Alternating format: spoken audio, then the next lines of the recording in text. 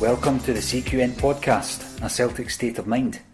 I'm Paul John Dykes, and this week I am privileged to be joined by former Celtic captain Andy Lynch, who has agreed to stand in for our regular co-host Kieran Graham. This episode has a real 1977 flavour, as we also speak to Pat Stanton, who was a stalwart of Jock Stein's double-winning side of 40 years ago. That double gave Andy Lynch his second Scottish Cup winners' medal and the first of 2 league championships he won during his 7 years at Celtic Park. I got to know Andy pretty well when we worked on his autobiography Hoops, Stars and Stripes over a 2-year period, and I'm glad to say that we have remained firm friends ever since. During my discussion with Andy, pay close attention to his tip for the next manager of his former club, Hearts. First of all, Andy, what I would love to ask you is how impressed you were with Brendan Rodgers' side last season and the start to this season. Well, it's hard not to be hugely impressed by the results and by the trophies that were cleaned up on, basically. And you sort of look at his scenario and you say, well, this guy, he can't get any better, surely. What else can he do? But of course, in seasons to come, we will be looking to see what in fact he did do in Europe, and that is no slight at all in the way that he's picked up the 3 trophies in Scotland. It's just that we are, we're always measured by what we do in Europe. I spent 7 seasons at Celtic, and I won championships and I won cups and stuff, but we always had that. It was always there. It was always there, being judgmental. What did you do in Europe? Because the Lisbon Lions that was a team that we were trying to close in on, and also I think that's going to be the case with Brendan Rodgers' time at Celtic. It will be mentioned, what did you do in Europe? I mean, I remember discussing with yourself the famous double-winning side of 1977. Your biggest disappointment was the fact that you weren't able to build on that with European success. You felt the team were certainly capable of doing something in Europe. When you look at how Celtic have improved under Brendan Rodgers, how capable do you think the Celtic side are to make a greater impression than last season, where, yeah, it was great against Man City, but the other 2 ties were pretty disappointing? Well, we've come on so well since this time last year. I mean, we've improved 100%. But my only fear just now is that we're getting injuries where, and we don't seem to have really good backup for them. And I'm a wee bit concerned about that. In the central defence, we had a couple of the regular centre halves being injured, and it's only leaving maybe 1 or 2 young boys in particular, or Brendan's moving an established player from a different position to come and fill in. And the same scenario as in the striker position as well, with Dembele out, and there's so much on the shoulders of Griffiths now, and by all accounts he's not 100%. So that's a concern, but I do like the way we're playing. We're holding the ball. If it's not on, we're keeping possession. So our football has definitely improved greatly. And to answer your question, Paul, can we do better? Yes, I think we can. I think we can get to the last 16 if we get a favourable draw, and we improve. But I do think he'll go into the market and maybe buy a couple of players. I think we really need a couple of class players. Well, it's interesting again how you've mentioned the injuries there, and it's been far more kind of evident in defence, Andy, because we've lost a couple of centre halves. As you say, we're playing near Beaton, out of position rather. Now, that again was the big downfall actually of the 1977 team that you were part of, was the fact that we had injuries to Danny McGrain and Alfie Conn and to Pat Stanton, and we lost obviously Kenny Dalglish through transfer. With regards to replacing those injured, you're a former coach yourself. Are you more confident putting in a young guy like Christopher Azure, or can you see the kind of method behind Brendan Rodgers' decision to bring in an experienced midfield player in Beaton? Well, the first thing is that he knows these players better than anybody. I'm just a supporter now, and like the rest of the supporters, one of the wonderful things about football is we've all got an opinion, and that's part of the fun. That we think we should do this or do that, but he sees them daily, so you've got to trust his judgment, which has been terrific up to now. You know, if you've got a young player in there and he's not played a lot of games, he can just go to pieces and it's game over. So you need, in an occasion like this, I think you need experience. And even though he's not a natural centre back or centre half, he's shown up to now the games that he has played in that he's got the nerve, and he's generally a good footballer. And we're just hoping that he won't be too put under the cosh. But he would be my choice. I would go with him in the hope that, you know, that would be enough to get us through until such times as the regular centre backs come back. I mean, just when you were talking there, it brought back a story that you told me regarding a young guy, Jim Casey, wasn't it, who was brought into the side as a youngster during the 75-76 season, but he was blamed because he scored an own goal against Rangers in the Cup, didn't he? And as you say, that he kind of crumbled after that, didn't he, the young guy? Well, he never recovered. I mean, basically, Celtic actually, with Big Joke in particular, he actually put in young players. Sometimes they made their debut in Old Firm games, which I know there wasn't that many, but it's a strange one, isn't it, when you think about it? But he obviously had the reasons for doing it. But on that occasion, young Jim Casey came in. He was a good player. He played at the back. He was a fairly decent player. But I think it was an OG. He just collapsed after it. And I don't think he ever played again. And that's the case with a few players I've played with who made their debut with Celtic and didn't play well, and they never played again. That's, in those days we had a lot of competition for places, so the manager didn't mess about. You maybe get one chance at it, and you've got to take it. And if it doesn't work for you, then you're on your way. I mean, another player you mentioned there, and I know you're a massive fan of him, is Leigh Griffiths. Now, Leigh Griffiths now has a number 9 jersey due to the fact that Dembele's injured at the moment. He's looked brilliant this season, starting off with the Scotland-England game, Andy. Do you think he can keep a hold of that jersey this season? And what does he bring to this Celtic team? Because I know you're a huge fan of this player. Well, I think he brings everything to the Celtic team. I think when he's not playing, we have less options to create chances for shots and goal. And when he's not playing, this guy's a prolific goal scorer. That's the other thing. He might be sitting on the bench, but this guy's got goals in him no matter what. I think he's improved greatly from last season and from the managership of Brendan Rodgers. But what I think he's added to his game, I would say a couple of seasons ago when he was playing maybe up front in a European game, he didn't give as much because he didn't move about. He didn't look like a confident player, but he's definitely hitting a great period in his football career because he's comfortable and he really thinks he's a good player. And he is a good player, and he's got bags of confidence, this guy, and we all see the cheeky side of him, and that'll never go away. And if that does go away, he'll not be the same player. But what he has got to do, and seriously, he's got to keep things in check, because he could get into serious trouble and he could get into regular trouble, and Celtic just do not need that just now. But as far as his ability is concerned, I think he's fantastic. He's the man that sparks it. He can score with long shots, he can score in the box, he can score with his head, right foot, left foot, and very importantly, he can bring other players in, the players round about him. He's doing that more now than he's ever done in his Celtic career, and that is because he's reaching his peak, and he's just, everything is it's just wonderful watching him play. He looks like a happy player, a chippy player, and you take him out the equation, we're not the same. That's what I feel.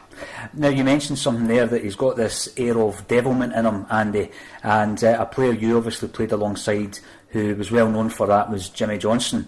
Now, when you watch how Brendan Rodgers manages Leigh Griffiths on a one-to-one basis, and obviously you've seen it firsthand with Jinky and Jock Stein, do you see any kind of similarities between the two managers?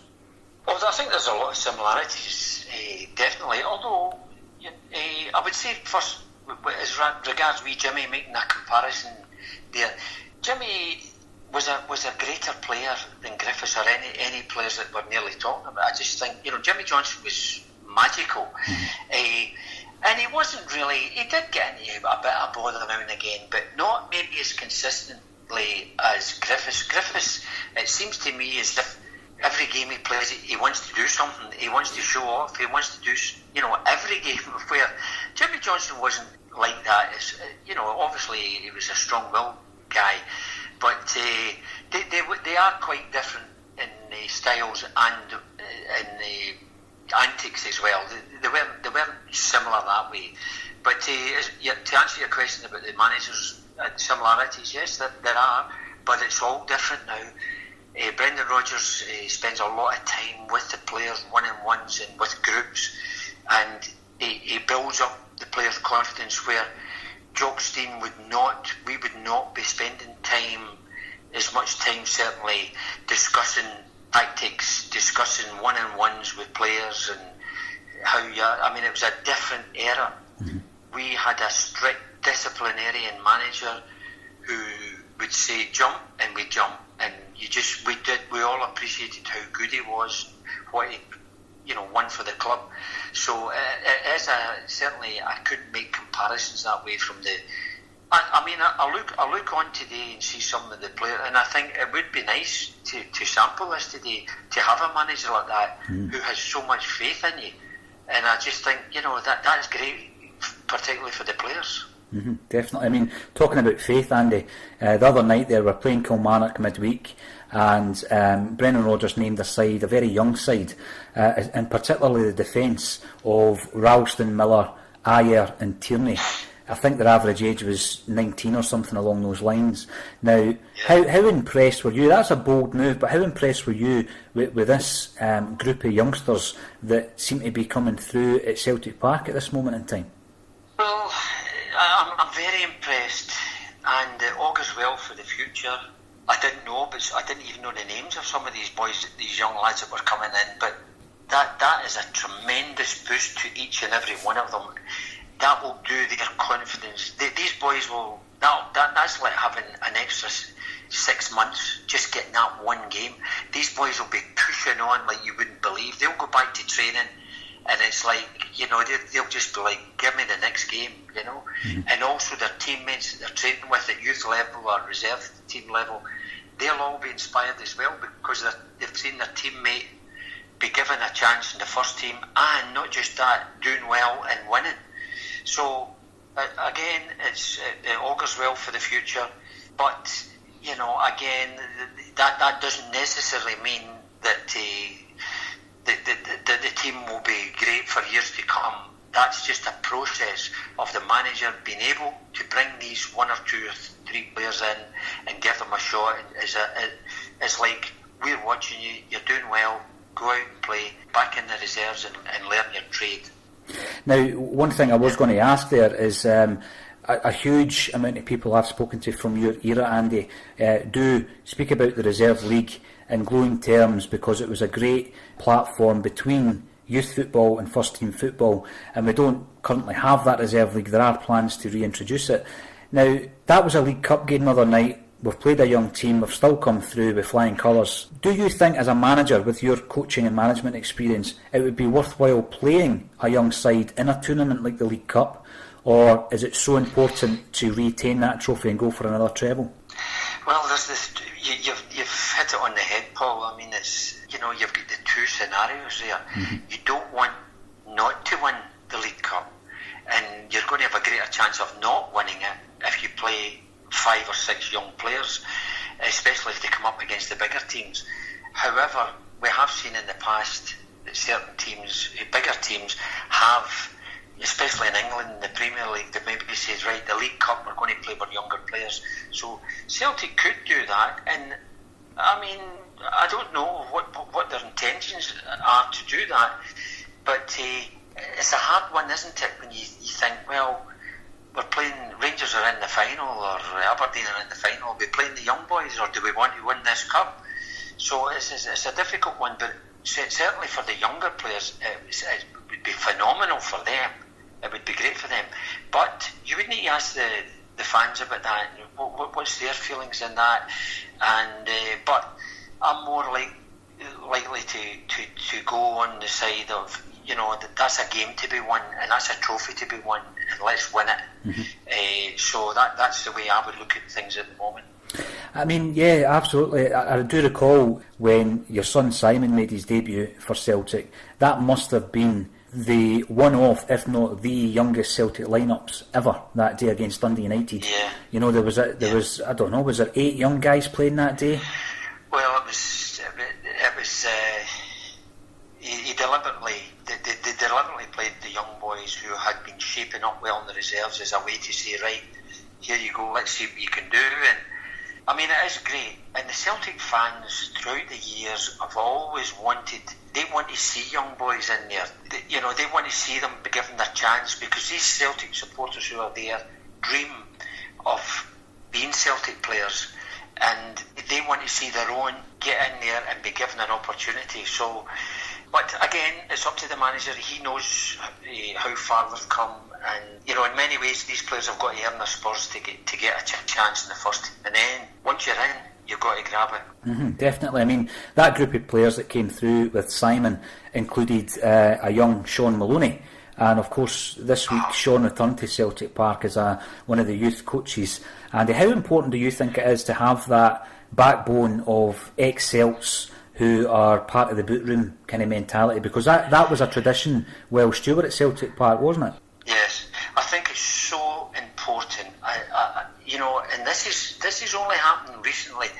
And I don't mean to be disrespectful to all the ex-professional footballers and people who have coached at the Celtic different levels of the young lads all the way up to Celtic. But you've got to understand that these boys are listening to everything that you say if you're their coach. So isn't it better to have somebody who is knowledgeable, who is sincere, and who can relate and advise and help these young players, rather than just get Joe Blogs in and there's a job for you. You take the under-16, take the under-17s. It is crucial, because you will see down the line, you will see the benefits of this, in my opinion. Without doubt, you will see the benefits of it. And I'm really pleased. Another one reason for this is because of the salaries. You've got to remember, the Celtic didn't have that much money, let's say, a few years ago, and therefore they couldn't afford to bring in the likes of the Sean Maloney's and players who, are got good reputations, and they'll be on fair money as well, fair salaries. So Celtic are in a position to do that now, and they will reap the rewards. Without doubt, in my mind, they will reap the rewards for that, and it's good to see it, definitely. Another old face that's returned to Celtic Park was someone who I know you held in high esteem.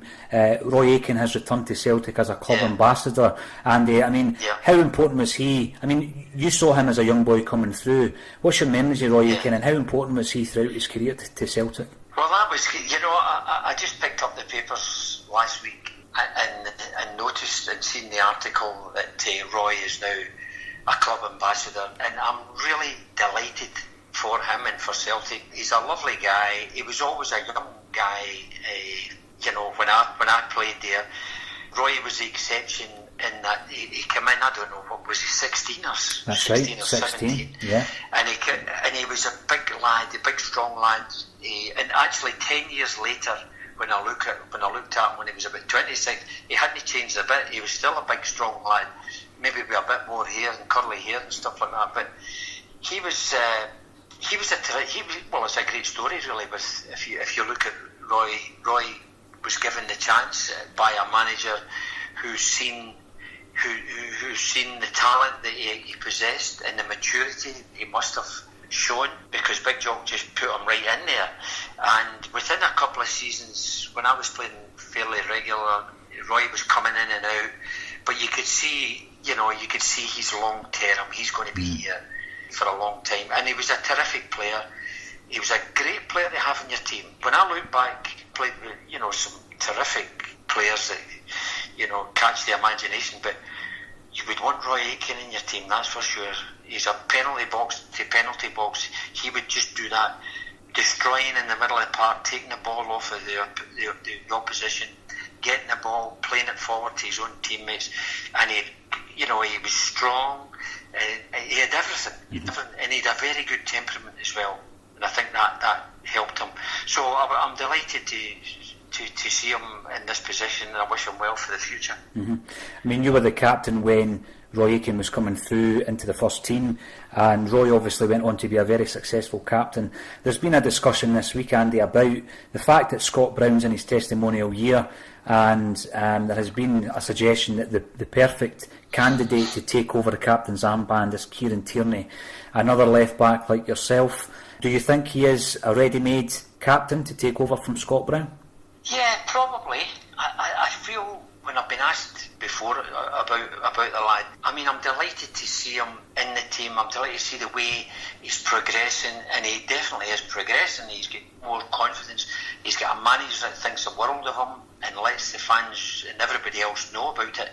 But I'm always a wee bit wary of the fact that they're talking just now that possible captain or possibly be worth X amount, so many million, or Manchester United, he could go there and stuff. And I just think it's not his fault. Papers have got to be sold every day, so they've got to talk about things every day. And he is certainly fodder for the newspapers. They can get their money's worth by talking about him all the time. I just would like him to. I think he's a great player, and I think he's destined definitely for a long and fruitful career. I'd like to see the limelight off him a little bit and just let him settle down and, just to play his game. I think he's still I think it's still to be decided what his best position would be. I'm not convinced it's left back. I think it could be maybe central defence in the left side, but he's shown, and of course the fact that he played at right back a couple of times, I mean, that shows you the confidence the lad's got and the ability he's got. He's ticked every box without doubt, but as I say, he's got a lot ahead. He's got a lot of things to do, and the manager, I'm glad to see that the manager says he's still got things to learn, to pick up, to be that perfect player. But he's definitely been a breath of fresh air, and the Celtic fans really have taken to him because he's one of their own. Mm-hmm, definitely. I mean, another captain who you played alongside at Celtic Park was Kenny Dalglish, and you and I discussed earlier this week that it's been 40 years since Kenny left the building and went down to Liverpool. I mean, you knew Kenny as well as anybody at Celtic because your paths had crossed in your early days. What was your memories of Kenny Dalglish, Andy, and how much of a loss was he back in '77 when he left to go down to Anfield? Well, as you could imagine, it was a huge loss for us. He was the key player as we were building our team. We were getting stronger and stronger, and as I mentioned to you at the end of that season, I thought we really could do things in Europe. But the fact that and of course I don't blame him one bit, I'm sure the Celtic fans don't either. Mm-hmm. There was a bigger platform waiting for him, and that was to go to Liverpool and play in the English Premier League. His achievements were incredible at Liverpool, and he also, of course, at Celtic, he was magnificent. He won everything at Celtic, and I think, to be fair, if we look at it now, he did the right thing because he must have known that, I've got to push. I need another challenge. He'd been at Celtic since he was a young lad, and he'd ticked all the boxes, and he's just the most balanced, fabulous footballer. He had it all. He could score with either foot. He could score in the head. He could make space for himself, and he was a good teammate as well. Mm-hmm. So there's nothing negative I could actually say about him. No, and the big thing as well, the sense that I got from yourself and you and I were talking on a daily basis about your career, was the fact that it was always your dream to play for Celtic, but your journey took you to Hearts, and you were playing first team football long before Kenny Dalglish and some of your contemporaries from Glasgow United. And the one story that sticks in my mind, and it really illustrates the fine margins between success and failure, was the fact that as a first team player at Hearts, you would meet up with Kenny and Vic Davidson for a game of snooker, and you had a very interesting conversation that could have changed the whole future of Kenny Dalglish's career had he not had that wee bit of patience. What can you recall of that particular episode? In that instant, Paul, discussing was, I'd catch up with Victor Davison. Vic Davison was a good pal of Kenny's. They were quite tight. They played together with Glasgow United, where I'd played alongside them. So the both of them were breaking through. They were part of the great Quality Street kids, and they both were probably they were the best two young players in Glasgow at that time, but they were getting a bit nervy about the fact that they weren't getting a run in the first team. But of course, think about the players that were in the Celtic team. It was basically your Lisbon Lions that were in there. Mm-hmm. But I remember Kenny had mentioned, and Vic as well, that there was a few of the big clubs in England that were sniffing about to see if they could take either of them or both of them down to England. And they were getting a bit restless, and I remember Kenny even mentioned that as well. And I, of course, was a Celtic supporter, but I'm playing with Hearts. And even when he mentioned the thought that he maybe thought about going down to England and leaving Celtic or whatever, I mean, that was something that rankled with me. And I, the fact that I must have recognised just how great a player he was and how good he would be. Because again, I was trying to encourage him by saying, no, don't even think about that. Your time's coming. You've been. He's had a few games and coming off the bench and different stuff. So you knew it was just a matter of time. But I was sort of not shocked, but I was obviously wanting to see him blossom and see the player that I thought he might be at Celtic. And of course, it worked out well for him, because I think only weeks after that he got into the first team, and the rest is history. Mm-hmm. Victor had the harder time to try and break through, and maybe he didn't blossom as maybe the skills that he showed as a younger player. And Kenny had these skills. Kenny was able to show those skills, but Victor, maybe it was a wee bit more difficult for him to try and break through into the first team. Mm-hmm. I mean, you mentioned Hearts there. Again, anybody that reads your story and reads your book will realise that you thoroughly enjoyed your time at Tynecastle. I had nothing but encouragement at Hearts, and I have to say that because I've talked to one or two Celtic fans that maybe say, "Oh, Hearts, there's that. No, they're one of our rival, or anti-Celtic." And all that. I never knew that. I was probably too young in my mind. Where just concentrating to keep my position and play the game, but I was well treated at Tynecastle. But I think I seen in the years late, at the start, the Hibs and Hearts thing had I suppose they had their leniencies, if you like. But as far as the people giving you stick and stuff like that, it's as if everybody's ready to explode just now. I mean, it seems to be that way, that there's a lot of anger and bad feeling sometimes that shouldn't be there. We don't need it. It's all right having a bit of fun. And he's the Neil Lennon. He's, the type of character is. He's a fiery character, and he wants to get he wants to have a good laugh at the same time. And his team won, and good luck to him. And he's quite right to cheer on his fans and stuff. But he knows better than anybody. There's a thin line now. And what happened the way we were in football 30, 40, 50 years ago and stuff, that's all changed now. Mm-hmm. There's you have to be careful. There's rules set out. It's a different world out there. And we just want the fans to go back their team, but we don't want bad feeling. We don't want fighting after the games and stuff like that. You go out, you play your game, and you give everything you've got, and then the important thing is, at the end of the game, you've got to shake hands. You've got to shake your opponent's hands that you would kick up and down for 90 minutes, and vice versa. But I think it's important that the players and the managers show that. And I think also, Brendan Rodgers, to be fair, has, if you like, introduced a side of himself which I've got to admire. I mean, he's very respectful, and I'm sure he would still be respectful if his team was losing.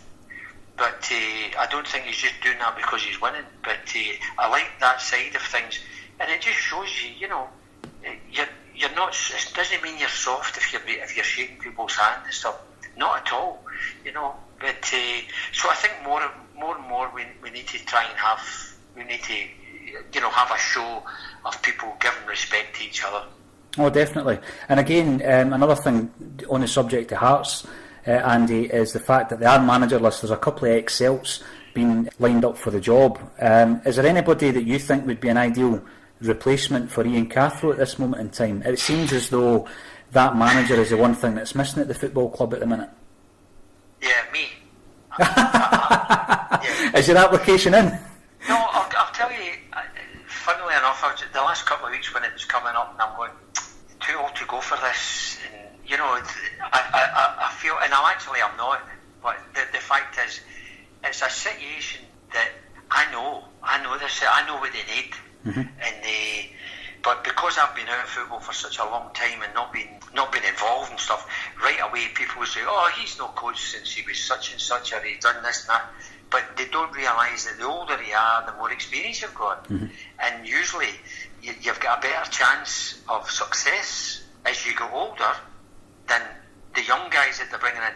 Now, I don't know the young lad that was signed here, but my impression was, which sometimes you can get it wrong, that he was too young.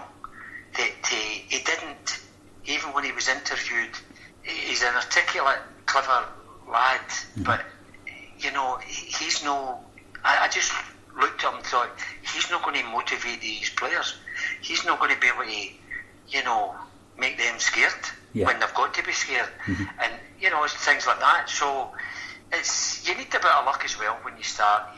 You want people on your side. But it's a good club, and it is important. I think it's important for Scottish football that they get somebody in there. I think they could challenge if they... they had a good couple of seasons, and I think the fact that they're building, I think it was another stand and stuff like that.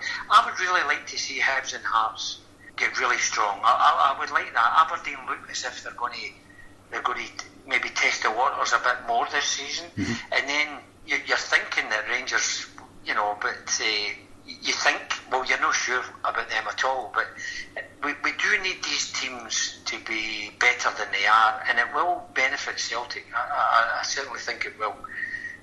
But whatever happens at Hearts, I'm not sure. But certainly I've kept my eye and see who they're going to get. But you're asking me, there's nobody that that I've got in my mind. He's the person to do that. I've not actually got anybody that way. Absolutely.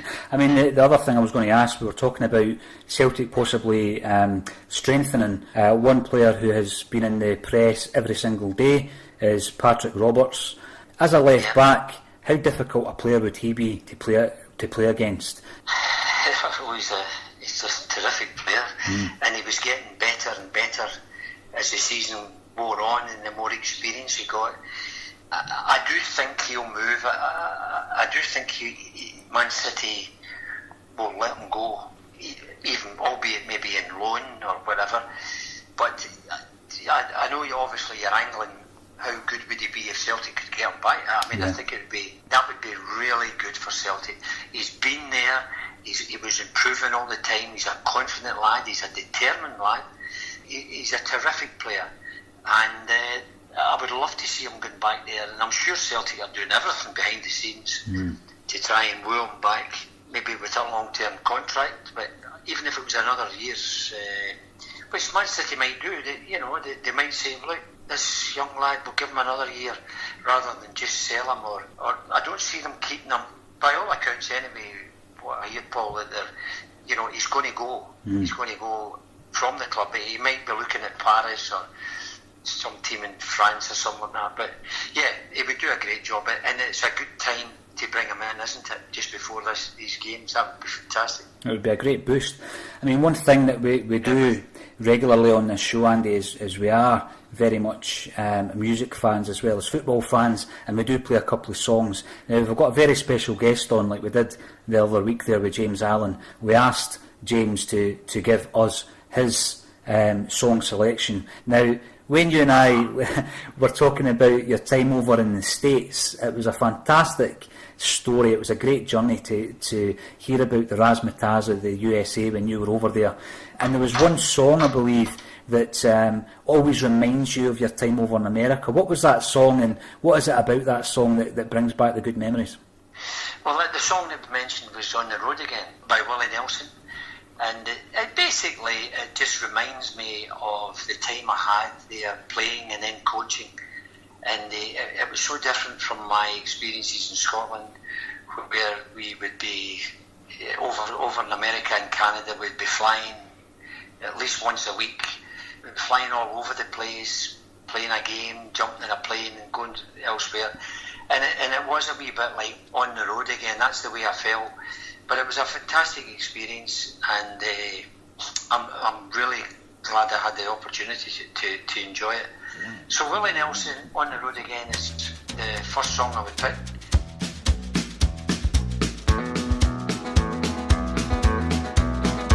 On the road again, just can't wait to get on the road again. The life I love is making music with my friends, and I can't wait to get on the road again. On the road again, going places that I've never been, seeing things that I may never see again. I can't wait to get on the road again. On the road again, like a band of gypsies, we go down the highway. We're the best of friends, insisting that the world keep turning our way. And our way is on the road again. I just can't wait to get on the road again. The life I love is making music with my friends, and I can't wait to get on the road again.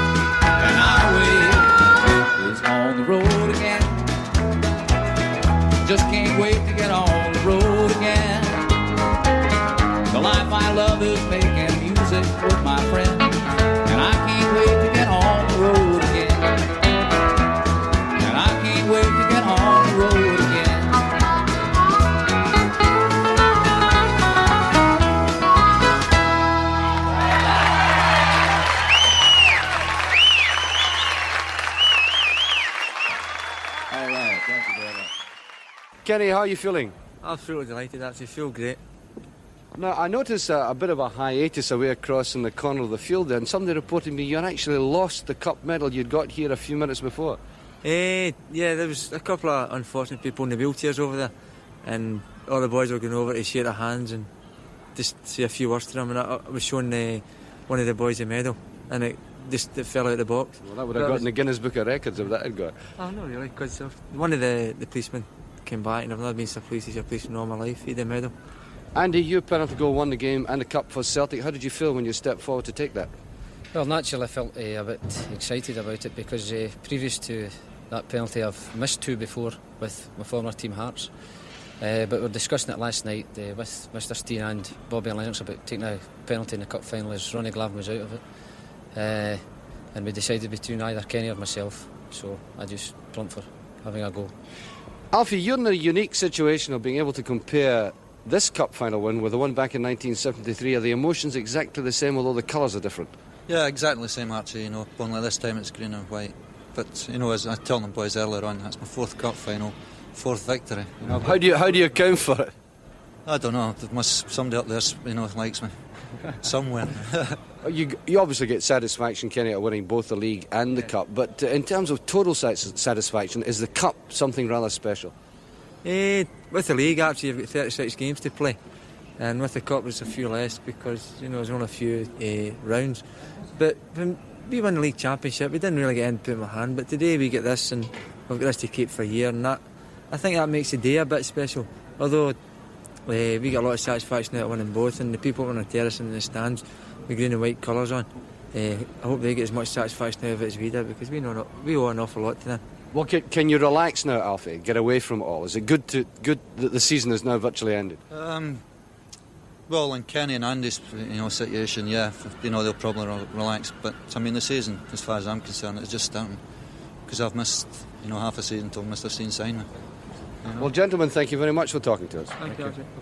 Three very happy Celtic players at the end of a very long day for them and a very long day for everybody here at Hampden Park. Celtic winning the 1977 Scottish Cup final. So from all of us here at Hampden Park, a very good night.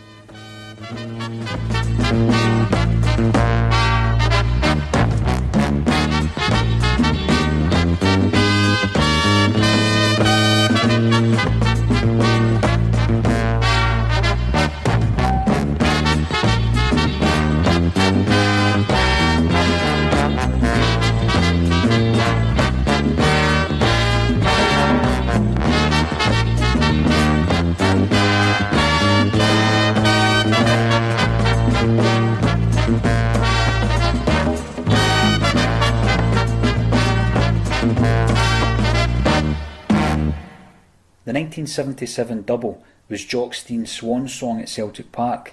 He lost Kenny Dalglish to Liverpool and McGrain, Conn and Stanton to injury, and the team crumbled the following season, Steen's last in charge.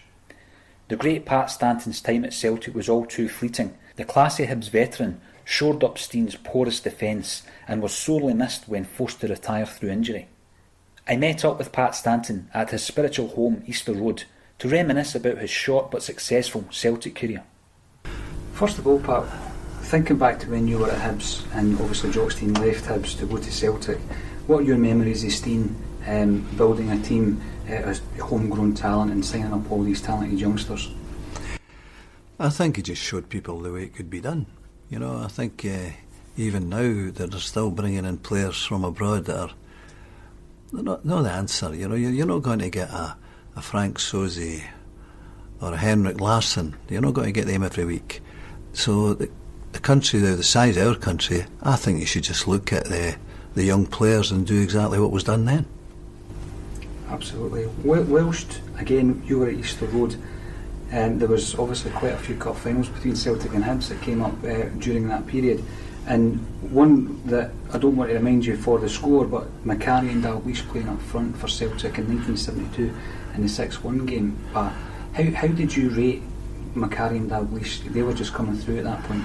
Well, I think they were really good players, but you could see that Dalglish he was just that wee bit above the rest. He's a terrific player, very strong player. Very quick, he wasn't quick over say 30 yards, but he was quick over 10. That's all you need. Ally that to his quick thinking, just a terrific player. And Louis was a great player as well, But there was just a group of players came in there at that time, and they all enjoyed playing for the Celtic as well. Another cup final in 1972, but this time, Pat, I think you were on the score sheet and Hibs were victorious against Celtic. But at that time, the nucleus of that team with Davy Hay and George Connolly, Macari and Dalglish were playing in that particular final. Did you look at that and think this is going to be a Celtic team for the next maybe 10 years? Well, they just kept producing these players, Davy Hay and people like that. But it was just a sort of conveyor belt of bringing good players through. So that there must have been somebody at Celtic Park who knew a player when he saw one. I think some of the clubs nowadays could do with that. It's vital, like I said earlier on, it's vital that we start looking on our own doorstep first. You get people who can go and watch games. You don't have to have necessarily played the game at any high level, but they see potential. And I think there was somebody there who was responsible for that. Obviously, the final sees the managers, and he was quite a good judge of a player as well. I think I've spoken to you previously that Jock admired you as a player, obviously when he was at Dunfermline, Hibs as your manager, and then at Celtic he finally got to sign you. Yeah. How many opportunities were there for you to sign for Celtic prior to actually getting it? I think there was one or two occasions sort of cropped up that might have been the case that I would go there.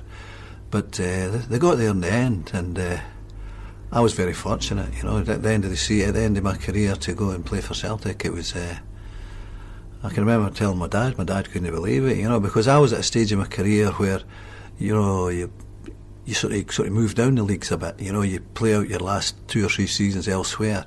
But here I was asked to go and play for Celtic, and because I remember telling my dad about it, and he said, "What did you say?" I said, "Well, I told him I would think about it." And my dad couldn't believe it. I was only kidding him on, you know. So the minute Justin asks you to go and play for the Celtic, you say yes. You came in, it was a fantastic season, but on the way out at that point was George Conley. Mm-hmm. Now, a Scottish internationalist, how sad was it to lose him from the game altogether? He's a great player, tremendous player, big, you know, strong player, tremendous ability. There was no telling how good he could be. But I suppose a lot is left up to the player himself, you know. But we're all different. But just a tremendous player. Once you finally made it up to Celtic Park, the famous training ground at Barrowfield, what was the training like? I mean, how competitive was it between the older pros and the younger guys coming through? Well, in those days, the younger ones stripped in the away dressing room, and the sort of the first team squad stripped in the home dressing room. And it was quite a thing, you know. If somebody said to you one day, "Look, you go and strip in the home dressing room," that was promotion for you, you know. But getting to train with them in that dressing room is one thing, but staying in it's another altogether. But Barrowfield was some place there, and I enjoyed playing there and training there. But I can remember here as a player on a cold day, you could wear tracksuit bottoms. But I can remember along at Barrowfield, they wouldn't give you tracksuit bottoms. You were freezing.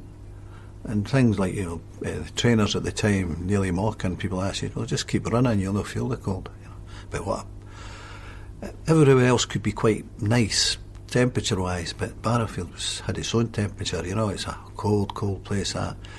Yeah, you're always paying attention anyway, so that's for sure. In your vintage season at Celtic, prior to your injury, Pat, Dan McGrain was in outstanding form, winning Player of the Year. How highly did you rate Danny as a player? Just a great player, just tremendous player, but one of the nicest people you could meet. But underneath all that was a real determined character, you know. There was a lot of steel about Danny, as was, you know, most players. You find these players that play at the top, they've all got that, but Danny was quiet, he just got on with it, but just a great player. Sometimes he shouted you, sometimes I didn't understand what he was shouting, but he was you know, people say to me, you know, I played alongside people like John Brownlee here, who was outstanding. I was lucky to play. I played just in front of them, and then playing alongside Danny at Celtic Park. So I have no player with better right backs than these guys. Another player often underrated within Celtic who came through the ranks is Paul Wilson, who was still there when you joined up at Celtic Park. What type of player was he, and do you agree that he was quite an underrated player in the squad? I think he was, because you don't forget he's playing alongside Kenny. Bobby Lennox was still playing, some really good players there. But him and Johnny Doyle were good pals, you know. It was a double act with these two, full of fun. You didn't know what was going to happen next, you know, always playing pranks. But when it came to the football side of things, a couple of determined people, it's the same again, just that, they had that wee bit. But I've seen, like I said, Big Joe try to say something to Johnny Doyle and Paul, and he would just shake his head, you know, just wasting his breath talking to them. But great players, but you know, same again, the deceptive, they speak to you before the game, but when they get on that part, you know, they kick you as quick as look at you. And another young player who, when you were at Hibs, came through was Brian McLaughlin, who was quite badly injured with a bad knee injury. Was he still at Celtic Park when you got there, and can you remember his ability then? I think he was just great ability, just unlucky. It's the same here with John Brownlee, unlucky, just an injury that, you know, you can get injuries and then you can get injuries, and some players maybe just don't quite get over it, but he was an outstanding player. And many rate kind of Dalglish as the greatest of them all. Do you think, obviously you played at the end of your career with Kenny, could you just sum up the type of player Kenny was, and when he left Celtic, you think that was the end of an era? That's right. Just an outstanding player, and he went on to Liverpool to prove it. But my sort of recollections of Kenny was telling stupid jokes. Telling the kind of jokes you get in the kids' magazines, and he would tell you, and the punchline long before he got to the end of it. I remember Graham Souness speaking about the same thing, but he was some player as well. Great player, very strong, and he saw things quicker than you did. That's a mark of a real top forward. He sees it just before the defender sees it. He knew where to go, but very strong. Moaned all the time. Absolutely all the time. And Danny wasn't much better, and you had Roy Aitken wandering about, So the whole bunch of them were all moaning at one another. But for me to go along there and play with these players, it was tremendous, even at the stage of my career. Thank you very much. We've already spoken about Neil Malkin and his role within Celtic Park. Could you just describe what it was he brought to the park and how influential he was to the players? Well, when I left here to go to Celtic, you went through there and there was Neely, there was Bob Rooney, there was a woman who made the tea, there was Jock, Sean Fallon was there wandering around, and you walked into an environment. It was you knew it was Celtic Park because everybody you spoke to was a Celtic supporter, even the guy that cut the grass. But to that environment, and that was vital. And Neely played a big part in that. Neely was quite a jovial sort of type of person, but you just knew talking to him he liked to win, and he wanted you to win, and he didn't like people knocking you around, and he always used to say, if they knock you around, it's your own fault. So he says, you're a big boy, you get on with it. But he was vital as well. He just kept things sort of on the cheery side, where the more serious stuff came for Big Jock and people like that. When you think about the length of time he was at Celtic Park, you've touched on it there, but how in the modern day, how important is it to have a figure that knows and is part of the traditions and history of the club? I think it's vital. I really do. I think to have somebody that's there, that and everybody had great respect for him, as they did with Sean. But I think it's vital. People might, bring in maybe foreign managers or foreign players, but there's a lot to be said for the local playing. If you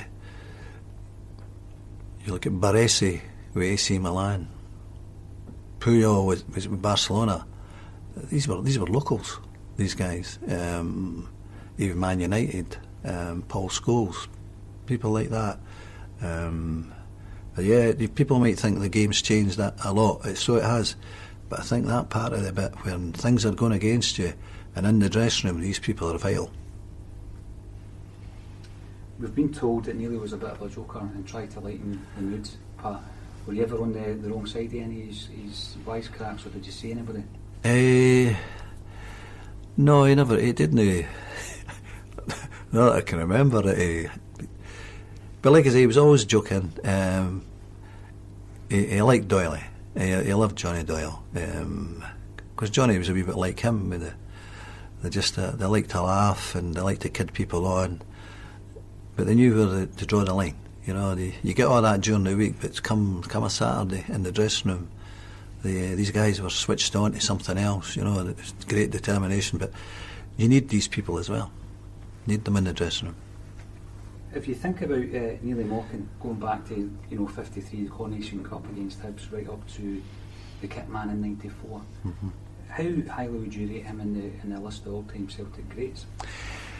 I remember playing in the semi-final of the Cup against Dundee at Hampden, and we're out in the park just having, the players go out and wander about on the pitch to have a look at it, and Neely, he says to me, Pat, he says, come over here, and I went over and he was standing there and he's looking at the ground and he's looking at the goal, And he says, just about here.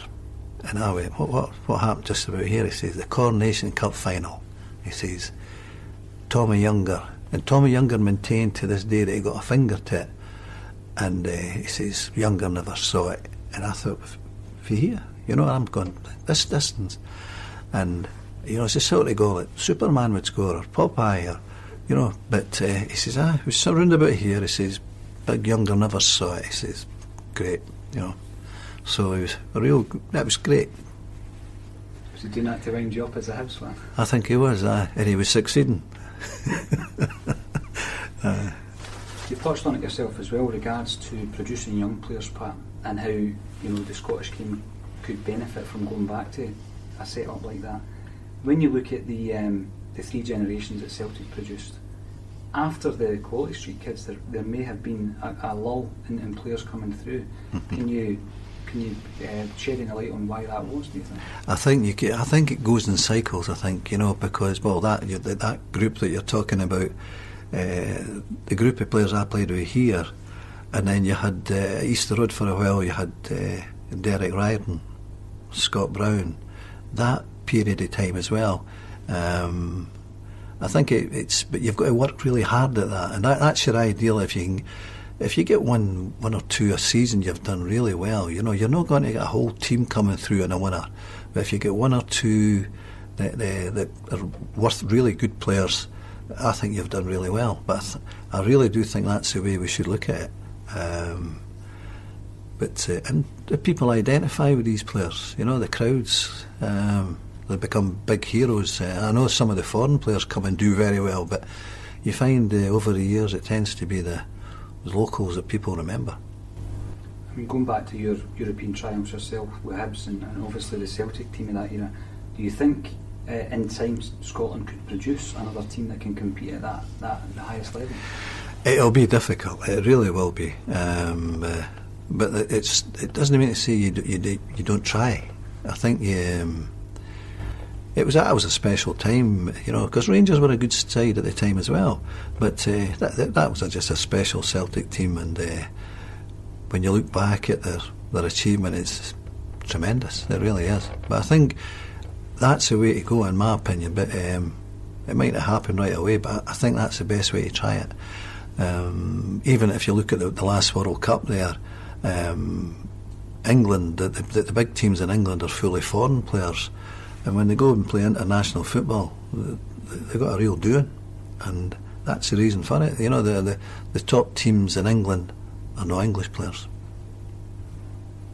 Jumping back a wee bit, when you were at Hibs and Jock's team as a manager there, Pat, what's your memories of Steen coming in? What changes did he make, and did he make an impression on you where you believed he was going to go away and completely turn Celtic around? I think when he came to Easter Road, the first thing he said, we had a mixture of young players and sort of lads who were just at the end of their career, and I think his sort of initial talk was that people would, he's come in, he says, and people have got to expect change. He says, but he says, I'll make changes certainly. He says, but I'll give you the opportunity to prove that I don't have to change too much. He says, but then again, I might have to on what. He says, for the chance, he says, I'll put the ball in your court and it's up to your performances, which was right. And right away you got people saying, well, we'll get a fair crack at the whip with this man. But he gave you your opportunity, and then that was it. He just moved on, and at that time, people like Peter Cormack came into the side, and he wasn't frightened to give people a chance. But when he left, it was a big disappointment to us. It really was, because we were in the semi-final of the Cup, going well in the league. And it was at a stage of the season where we felt at the time maybe he could have held on till the end of the season, but I think there was other things that moved it quicker. Maybe Celtic wanted him quicker and he wanted to go there. But it'd be nice if he'd have stayed to the end of the season. Who knows? We might have won that cup and won the league as well. But that's all in the past now. One final question, Pat, regarding Jock Steen's ability to not only produce young players but develop players as well, change positions and get the best out of them. What was it he had that allowed him to get those results? I think he could be very hard with you, you know. But I think Alec Ferguson's got the same thing. He's I know at the end of when your time's up at a club, it's time to move on. But I think when you're doing your best or playing well for him, he shows a wee bit of respect to you. I think a lot of managers miss that bit out. You know, it doesn't matter who you are. I'm pretty certain that Kenny Dalglish liked a wee pat on the shoulder every so often. You know, just you're doing well. Not too much, you know, wouldn't do that. And I'm pretty certain that happens in other big clubs. Despite them making a lot of money, they're celebrities, they're only human, and they like a wee bit of pat on the shoulder and say, you're doing okay. Maybe at a time when he's noticed that you're maybe not doing that well.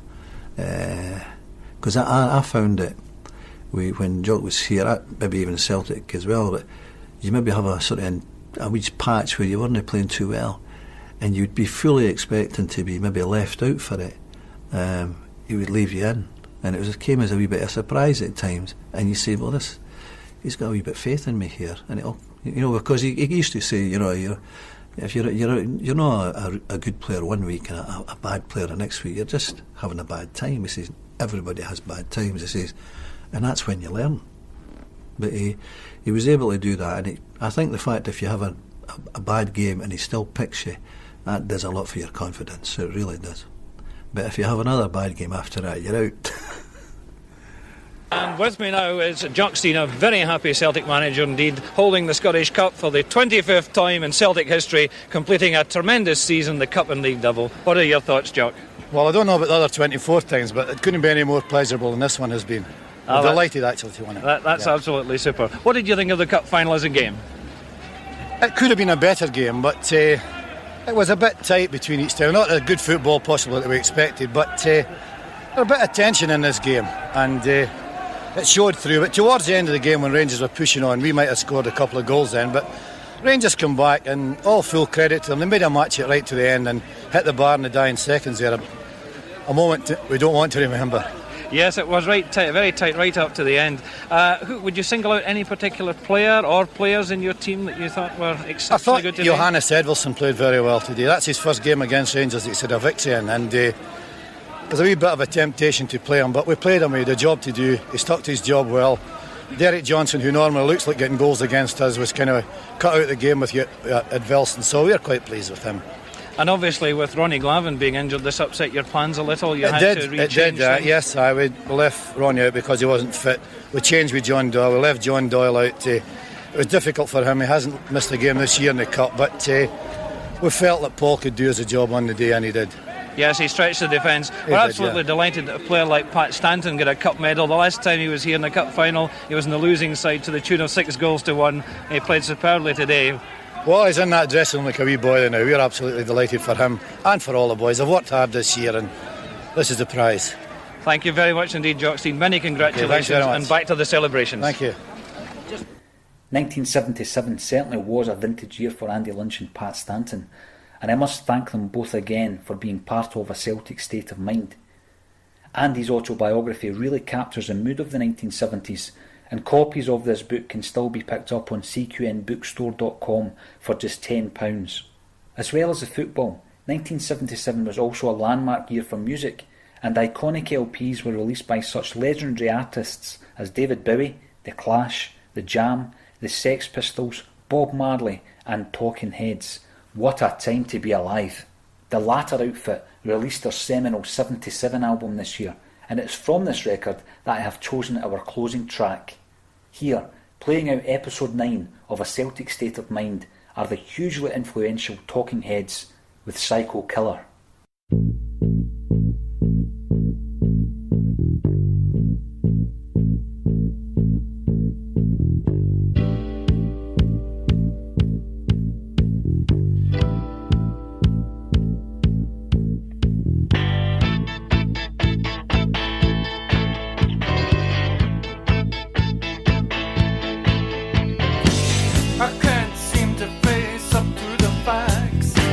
I'm tense and nervous and I can't relax. I can't sleep cause my bed's on fire. Don't touch me, I'm a real live wire. Psycho killer, qu'est-ce que c'est?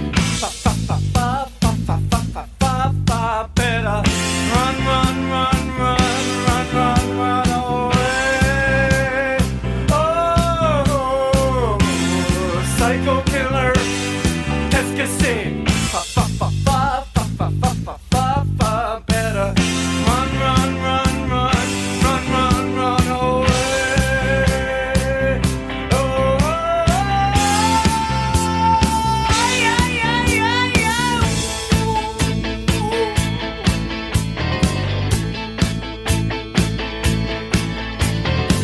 You start a conversation, you can't even finish it. You're talking a lot, but you're not saying anything. When I have nothing to say, my lips are sealed. Say something once, why say it again? Psycho killer, qu'est-ce que c'est? Fa fa fa fa fa fa fa fa fa fa.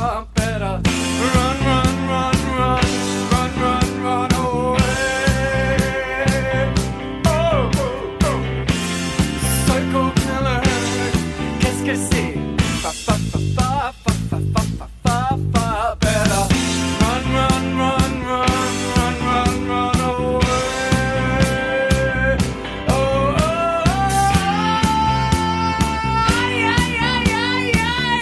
Ce que j'ai fait ce soir-là,